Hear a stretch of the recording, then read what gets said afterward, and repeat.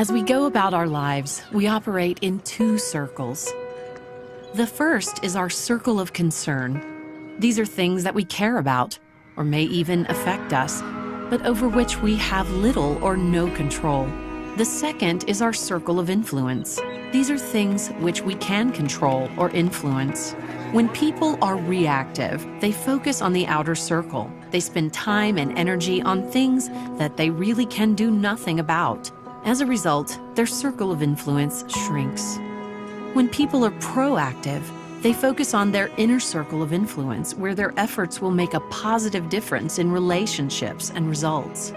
As a result, their circle of influence grows. Listen as Stephen shares an experience where one man increased his effectiveness by focusing on his inner circle of influence. This principle worked powerfully for one executive. His boss was creative, talented, capable, and brilliant, and everyone knew it. But he had a very dictatorial style of management. Now, so you take this petition to my office? But with Insight Plus, we plan to add 8 new features. No. Adding, no. Reducing. Take a seat. The net effect was that he alienated almost the entire executive team surrounding him. It's vital that we push a simpler device. But one of the executives was proactive. He took the initiative, he anticipated, he empathized. Health maintenance. This man focused on his own circle of influence. He reversed my strategy right in front of my team. He did the same on Claire's meeting last Friday. That's it.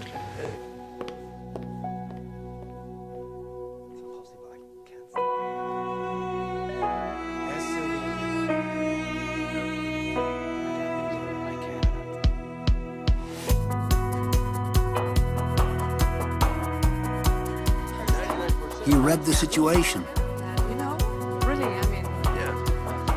He was not blind to the president's weaknesses. Instead of criticizing them, he would compensate for them. He read with empathy the president's underlying concern. Simplify for success.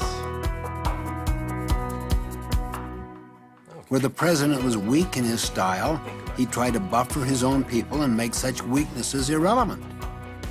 And he'd worked with the president's strengths, his vision, talent, creativity.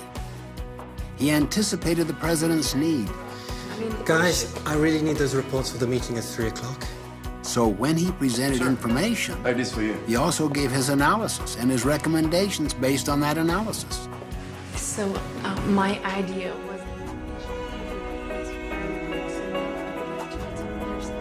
Little by little, his circle of influence continued to expand to the extent that eventually no one made any significant moves in the organization without that man's involvement and approval, including the president. The president did not feel threatened because this man's strength complemented his strength and compensated for his weaknesses. So he had the strength of 2 people, a complementary team. For example, I did discover that, This man's success was not dependent on his circumstances. It was his chosen response to those circumstances, his focus on his circle of influence, that made all of the difference.